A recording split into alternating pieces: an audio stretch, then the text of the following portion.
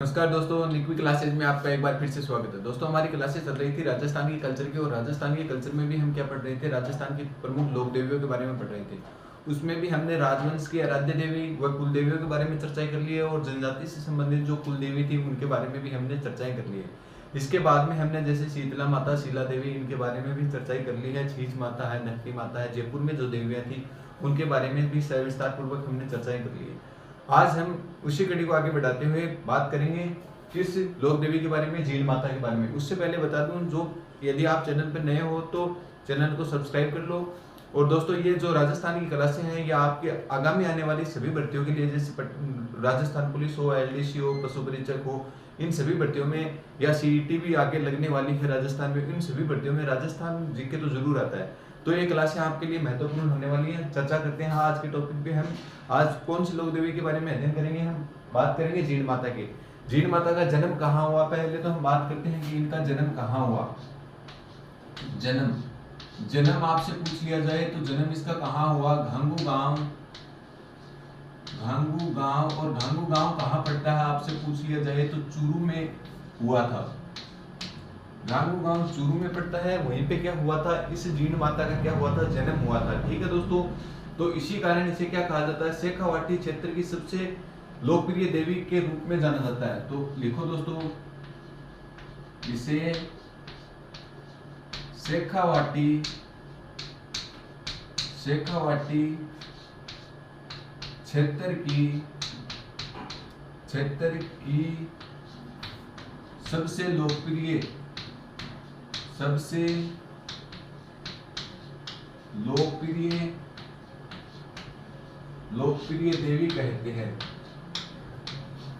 देवी कहते हैं। दोस्तों, आपसे पूछ लिया जाए कि शेखावाटी क्षेत्र की सबसे लोकप्रिय देवी कौन सी है, तो ये जो जीण माता है ये शेखावाटी क्षेत्र की क्या है? सबसे लोकप्रिय देवी मानी जाती है। ठीक है दोस्तों, इसके बाद में आगे चर्चा करते हैं कि शेखावाटी के मीणाओं की क्या है? ये आराध्य देवी है। तो लिखो दोस्तों, ये है शेखावाटी के मीणाओं की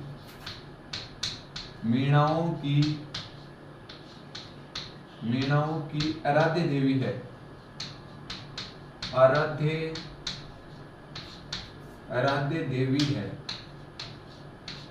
देवी है। तो शेखावाटी मीणाओं के आपसे पूछ ली जाए कि आराध्य देवी कौन सी है, तो जीण माता है। ठीक है दोस्तों, इसके बाद में आगे चर्चा करते हैं। इसे भ्रमर व मधुमक्खियों वाली देवी भी कहते हैं। क्या? इसे भ्रमर, देखो दोस्तों इस प्रकार, इसे भ्रमर व मधुमक्खियों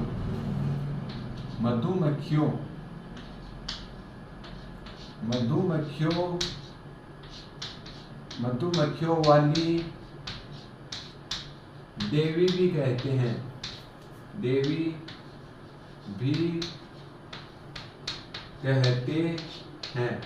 अब ये मधुमक्खियों वाली देवी क्यों कहते हैं इसे, या भ्रमर वाली देवी क्यों कहते हैं? एक बार औरंगजेब जो दिल्ली का शासक था, उन्होंने क्या किया था? मंदिरों को तुड़वाने की एक परंपरा की थी। तो मंदिर तुड़वाए थे, तो उस पे औरंगजेब ने किस पे आक्रमण किया था? इस जीण माता के मंदिर पे आक्रमण किया, परंतु उसने जीतने में असफल हुआ। क्यों हुआ? क्योंकि मधुमक्खियों ने औरंगजेब की सेना पर क्या कर दिया? आक्रमण कर दिया, और उससे डर कर औरंगजेब क्या होता है? वापिस दिल्ली भाग जाता है। इसीलिए क्या होता है? इसे मधुमक्खियों की देवी के नाम से भी जाना जाता है। तो लिखो दोस्तों, इस देवी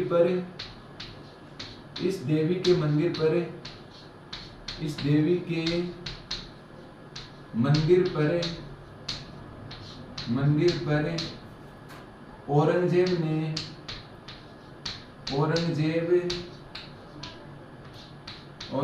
ने आक्रमण किया,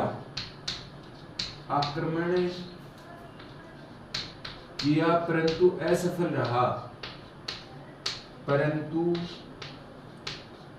असफल रहा। ठीक है दोस्तों, आक्रमण कौन करता है? औरंगजेब दिल्ली का शासक था, वो आक्रमण करता है, परंतु वो क्या रहता है? असफल रहता है। ये पूछ लिया जाए कि इसके मंदिर का निर्माण किसने करवाया था, तो मंदिर का निर्माण आपसे पूछ लिया जाए कि मंदिर का निर्माण किसने करवाया।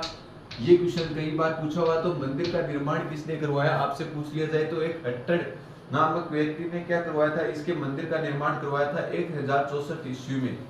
तो देखो दोस्तों 1064 ईस्वी में हट्टड़ ने करवाया।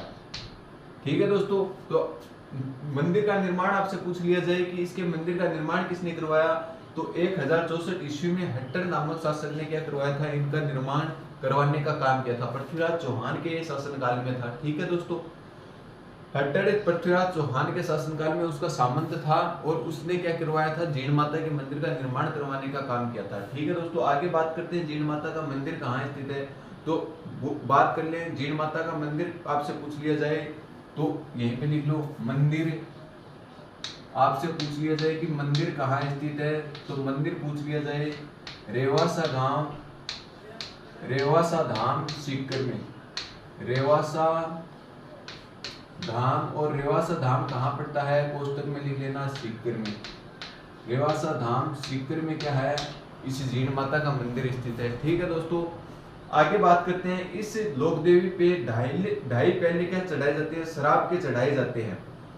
तो देखो दोस्तों, इस देवी के मंदिर पर इस देवी के मंदिर पर ढाई प्याले शराब के चढ़ाए जाते हैं। शराब के चढ़ाए जाते हैं।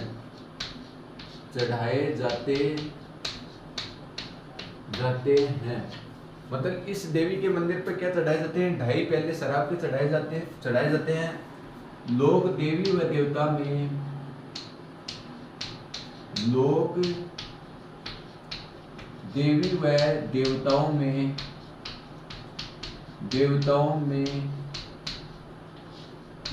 में इस देवी के गीत सबसे लंबे हैं। इस देवी के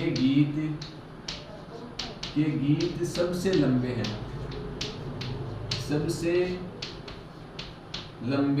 हैं। तो आपसे पूछ लिया जाए कि लोक देवी देवताओं में सबसे लंबे लोकगीत किसके हैं, तो जीण माता के हैं। क्यों के हैं, ढाई पहले शराब के पीकर जो लोकगीत व नृत्य करेंगे तो सबसे लंबे ही होंगे। आपसे लोक देवताओं में पूछे तो मैंने बताया था, लोक देवताओं में आपको कमेंट करके बताना है कि लोक देवताओं में सबसे लंबा लोकगीत किस लोक देवता का है। मैंने देवी में बता दिया कि सबसे लंबा लोकगीत किसका है, जीण माता का है। जबकि देवता में आपको बताना है कि सबसे लंबा लोकगीत किस लोक देवता का है। ठीक है दोस्तों, इसके बाद में आगे और हम चर्चा करते हैं। ढाई पहले इसके शराब पे चढ़ाए जाते हैं। हाँ दोस्तों, केंद्र सरकार द्वारा 100 मन तेल इस मंदिर पर पहुंचाया जाता है। देखो दोस्तों, केंद्र सरकार द्वारा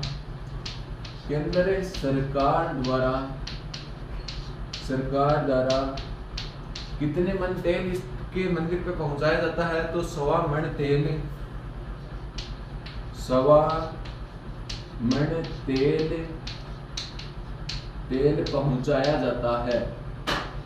पहुंचाया जाता है। तो मतलब इसकी मान्यता कितनी है, केंद्र सरकार भी क्या पहुंचाती है, इसके मंदिर पे दीपदान करने के लिए तेल पहुंचाती है। और कितने मन तेल पहुंचाने का काम करती है, तो 100 मन तेल पहुंचाने का काम करती है। अब बात करते हैं कि इस लोक देवी का जो मेला है वह कब आता है, तो इसका मेला कब पड़ता है। मेला आपसे पूछ लिया जाए, मेला तो मेला पड़ता है नवरात्रा में। मेला नवरात्रा में।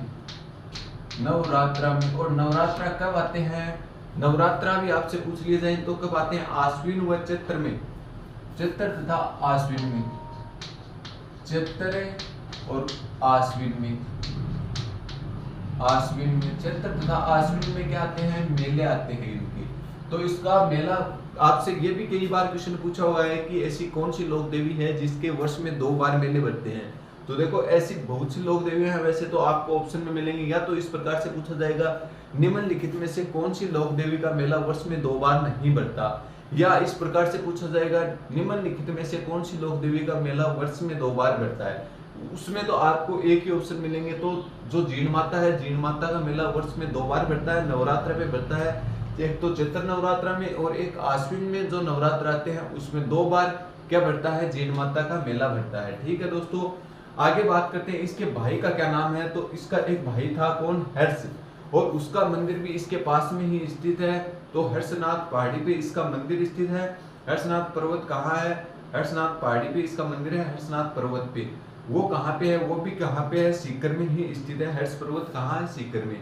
तो बात कर लेते हैं उसके भाई, इसका भाई कौन है, भाई कौन है, हर्ष। आपसे पूछ लिया जाए जय जीण माता के भाई का क्या नाम है, हर्ष इसके भाई का नाम है। ठीक है दोस्तों, बात करते हैं हर्ष को किस रूप में पूजा जाता है। तो इसे भैरव के रूप में पूजा जाता है। लिखो दोस्तों आगे, इसे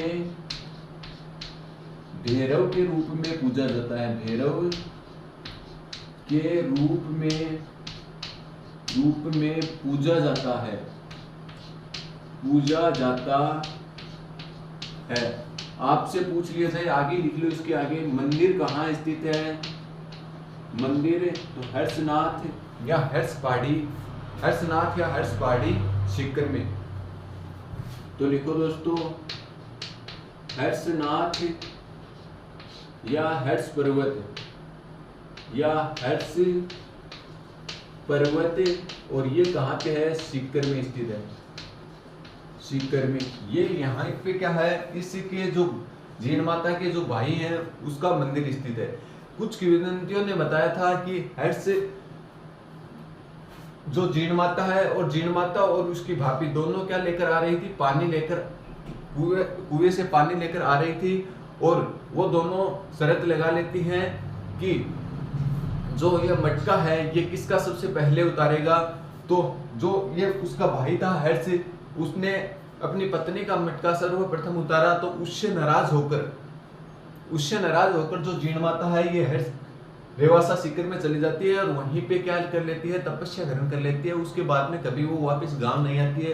तो उसी के साथ उसका भाई भी क्या चला जाता है, हर्ष की पहाड़ियों में चला जाता है। वहीं पे ही उसके साथ ही क्या करता है, अपना जीवन व्यतीत करता है हर्षनाथ पहाड़ी पे। और वहीं पे उसे भी किस रूप में पूजा जाता है, तो भैरव के रूप में इसे पूजा जाता है। और उसका मंदिर भी कहाँ स्थित है, हर्षनाथ पर्वत या हर्षनाथ पहाड़ी पे सीकर में भी इसी ये भाई का मंदिर भी स्थित है। ठीक है, तो दोस्तों बात करते हैं, मैं उम्मीद करता हूँ आपको अच्छे से जो पढ़ा रहा हूँ वो समझ में आ रहा है।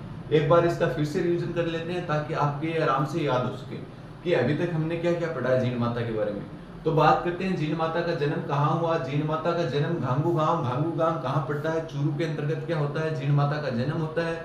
ठीक है दोस्तों, जीण माता शेखावाटी क्षेत्र की सबसे लोकप्रिय देवी आपसे पूछ ली जाए तो जीण माता है।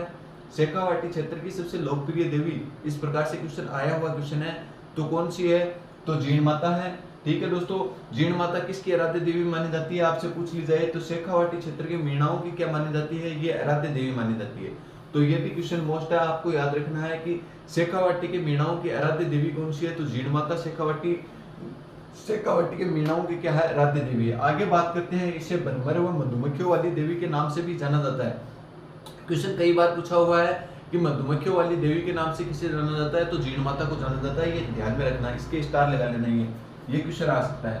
भ्रमर व मधुमक्खियों वाली देवी के नाम से जाना जाता है। क्यों जाना जाता है, ये भी मैंने रीजन बता दिया कि औरंगजेब ने जब मंदिर तोड़वाने की परंपरा स्टार्ट की थी, तो जीण माता के मंदिर को तोड़ने के लिए उस पर आक्रमण करता है कौन, औरंगजेब। और उस समय औरंगजेब पे किसने आक्रमण कर दिया, मधुमक्खियों ने आक्रमण कर दिया। इसके कारण वो इसके मंदिर को तोड़ नहीं पाया और वापिस असफलता प्राप्त करके वो वापस दिल्ली लौट जाता है। इसीलिए इसे किस नाम से जाना जाने लगा, फिर मधुमक्खियों वाली देवी के नाम से जाने लगा। ठीक है दोस्तों, बात करते हैं इस देवी के मंदिर पर 2.5 प्याले क्या चढ़ाए जाते हैं, शराब के चढ़ाए जाते हैं, वह मांस भी चढ़ाया जाता है। बकरे के कान काटकर इस देवी के मंदिर के ऊपर समर्पित किए जाते हैं। वो भी क्वेश्चन कई बार पूछा हुआ है कि किस मंदिर की देवी के ऊपर बकरे के कान काटकर प्रस्तुत किए जाते हैं। वर्तमान में ये जो परंपरा है ये बंद कर दी गई है। पहले ये परंपरा थी कि इस मंदिर के भोग के रूप में 2.5 प्याले शराब के व बकरे के कान चढ़ाए जाते थे। ठीक है दोस्तों, आगे बात करते हैं लोक देवी देवताओं में। इस जो जीण माता है इसके गीत क्या है, सबसे लंबे हैं। बात करते हैं जीण माता के। जितनी भी लोक देवियां हुई हैं उनमें सबसे लंबा लोकगीत आपसे पूछ लिया जाए तो किसका है, तो जीण माता का है। ठीक है दोस्तों, इसके बाद में बात करते हैं केंद्र सरकार भी इसके मंदिर पर दीप दान करने के लिए, दीप जलाने के लिए कितने मन तेल, 1.25 मन तेल केंद्र सरकार द्वारा इस जीण माता के मंदिर पर पहुंचाया जाता है। ठीक है दोस्तों, इसके बाद में बात करते हैं कि इसका मेला कब भरता है या मंदिर कहाँ है, तो इसका मेला नवरात्रा में कब 2 बार आते हैं नवरात्रा साल में, एक तो चैत्र नवरात्रा को और एक आश्विन नवरात्रा को। तो इस प्रकार से इस देवी के वर्ष में 2 बार मेला भरता है। कौन सी देवी का, जीण माता का वर्ष में 2 बार मेला भरता है, कब, चैत्र और आश्विन नवरात्रा को। इसी प्रकार से जैसे हम आगे एक और लोक देवी पढ़ेंगे, जैसे करनी माता पढ़ेंगे, तो करनी माता के मंदिर पे भी जो मेला भरता है वो नवरात्रा में भरता है, उसका भी मेला वर्ष में 2 बार भरता है, एक तो आश्विन में और एक चैत्र में। करनी माता का और जीण माता का मेला समान तारीखों को भरता है, कब भरता है, नवरात्रों में भरता है। बात करते हैं इसका मंदिर कहाँ है, तो इसका मंदिर कहाँ है, रेवासा धाम। रेवासा धाम कहाँ पड़ता है, सीकर में पड़ता है। रेवासा धाम सीकर में जीण माता का मंदिर स्थित है। बात करते हैं इसके मंदिर का निर्माण किसने करवाया था, तो इसके मंदिर का निर्माण 1064 ईस्वी में पृथ्वीराज का सामंत था हट्टड़, उसने क्या करवाया था, इसका निर्माण करवाने का काम किया था। तो 1064 ईस्वी में पृथ्वीराज का एक सामंत था हट्टड़, उसने क्या करवाया था, इस जीण माता के मंदिर का निर्माण करवाने का काम करवाया था। ठीक है, आगे बात करते हैं इसके जो जीण माता के भाई कौन थे, हर्ष, जिसका मंदिर कहाँ स्थित है, हर्षनाथ पहाड़ी या हर्ष पर्वत पे, हर्षनाथ पर्वत है, पहाड़ी नहीं है, हर्षनाथ या हर्ष पर्वत पे किसका मंदिर है, तो हर्ष के भाई, जो जीण माता के भाई थे हर्ष। और इसकी पूजा किस रूप में की जाती है, तो आपसे पूछ लिया जाए तो इसकी पूजा भैरव के रूप में की जाती है। तो ये थी आपकी जीण माता। एक बार आप इसका स्क्रीनशॉट ले, फिर हम जो बची हुई लोक देवियां और आगे इसी प्रकार से एक एक लोक देवी का सविस्तार पूर्वक वर्णन करते रहेंगे। दोस्तों आगे बात करते हैं एक अन्य लोक देवी के बारे में, कौन सी, रानी सती माता के बारे में। रानी सती माता के बारे में बात करते हैं कि इनका वास्तविक नाम क्या था, कौन सी समाज की है, कुल देवी मानी जाती है। इसके बाद में हम बात करते हैं कि ये इसके पति का क्या नाम है और इसका मेला कहाँ बढ़ता है, इनके बारे में हम चर्चा करने वाले हैं। तो बात करते हैं रानी सती माता के बारे में। रानी सती माता को वास्तविक नाम क्या था, तो इसका वास्तविक नाम कई बार पूछा हुआ है। वास्तविक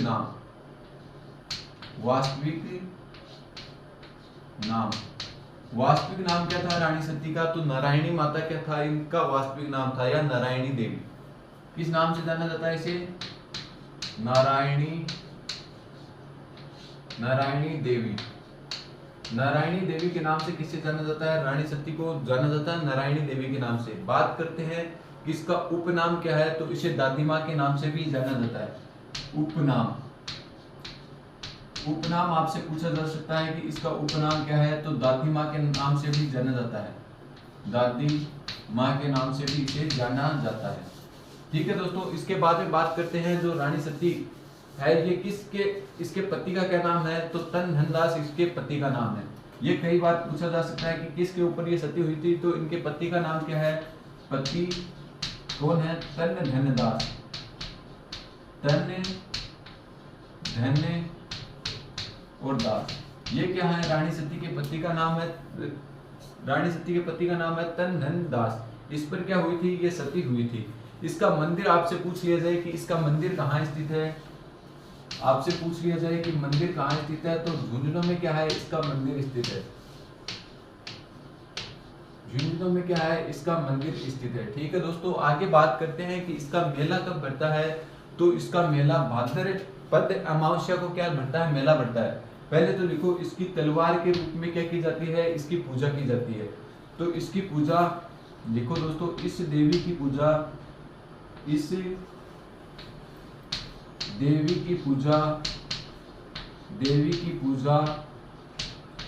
तलवार के रूप में की जाती है। तलवार के रूप में की जाती है,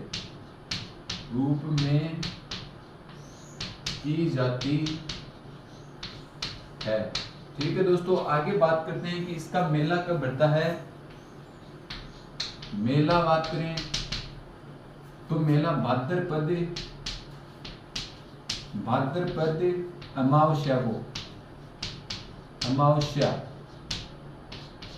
भाद्रपद अमावस्या को क्या बढ़ता है, मेला बढ़ता है किसका, रानी सती माता का। बात करते हैं विश्व के एकमात्र देवी जी, विश्व में एकमात्र सती मेला कहाँ बढ़ता है, तो यही मेला है।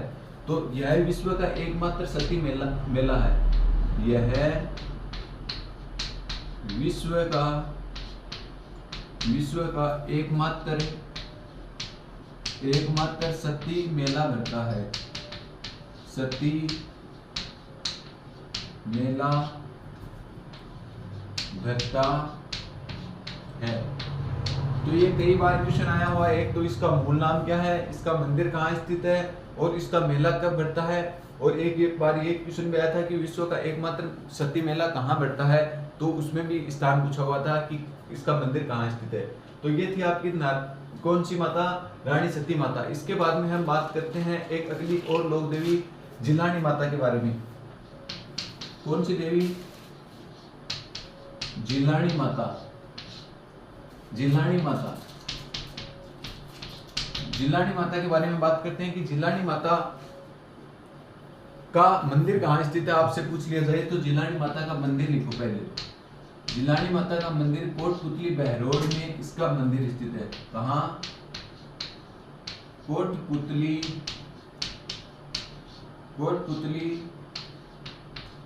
बहरोड में। कोटपुतली बहरोड में जिलानी माता का क्या है, मंदिर स्थित है। ये प्रसिद्ध क्यों हुई, जब औरंगजेब ने क्या किया था, युद्ध कर रहा था, तो हिंदुओं का धर्म परिवर्तन करके मुस्लिम बना रहा था, तो इससे हिंदुओं को धर्म परिवर्तन से बचाया था। किसने बचाया था, जिलानी माता ने। तो लिखो दोस्तों, हिंदुओं को धर्म परिवर्तन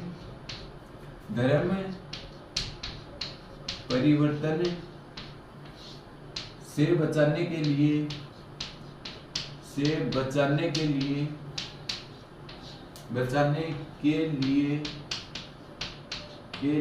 इस देवी की पूजा की जाती है। इस देवी की पूजा की जाती है। और अन्य इसको किस नाम से जाना जाता है, बात करते हैं कि जो जिलानी माता है इसे अन्य किस नाम से जाना जाता है, तो इस देवी को किस नाम से जाना जाता है, जोगणिया माता के नाम से भी जाना जाता है। तो लिखो दोस्तों, इस देवी को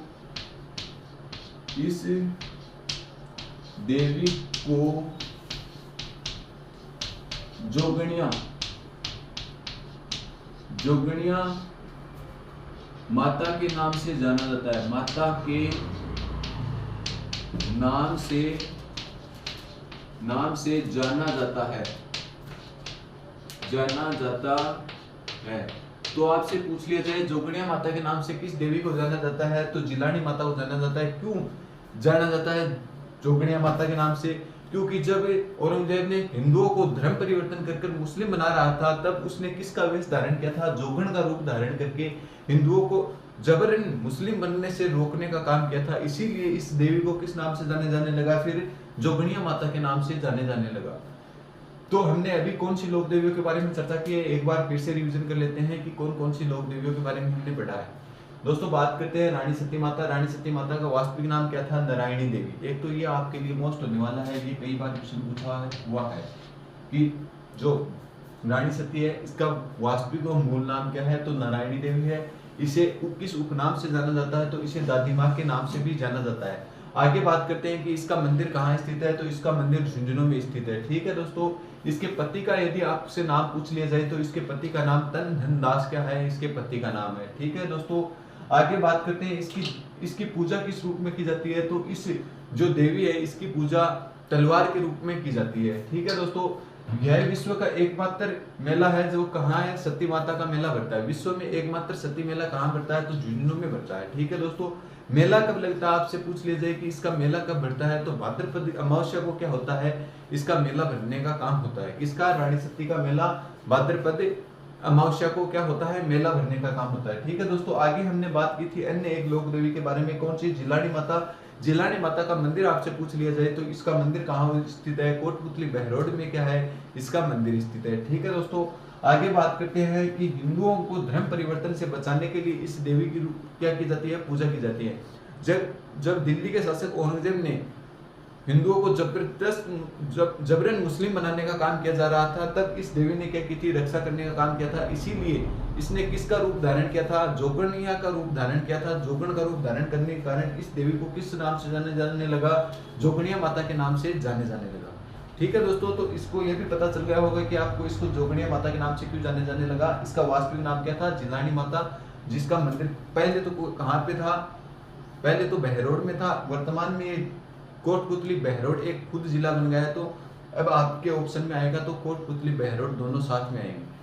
ये थी आपके दोस्तों कुछ लोक देवियां, और जो बची हुई लोक देवियां हैं उनकी अगली कक्षाओं में हम इसी रूप से चर्चाएं करते रहेंगे। यदि आप चैनल पर नए हो तो ज़्यादा से ज़्यादा मित्रों को भी शेयर कीजिए और आप भी इस चैनल को सब्सक्राइब कर लें, ताकि आगामी आने वाली भर्तियों के जो नोटिफिकेशन है और इन कक्षाओं के नोटिफिकेशन आप तक जल्द से जल्द पहुँच सकें। दोस्तों, फिर भी आपको यदि किसी कक्षा में या कोई प्रश्न में आपको दिक्कत आती है तो आप हमें कमेंट करके बता सकते हो, ताकि हम भी आप तक जुड़े रह सकें और आपके जो जितनी भी समस्या हैं उसका समाधान हम भी कर सकें। दोस्तों, यदि कोई कक्षा में दिक्कत आए तो वो भी आप हमें कमेंट करके जरूर बताया करो, ताकि हम अगली कक्षाओं में उसे और ज़्यादा बेहतर तरीके से सुधार करने का प्रयास करेंगे। दोस्तों, आज के लिए इतना ही, मिलते हैं अगली कक्षा में। धन्यवाद दोस्तों।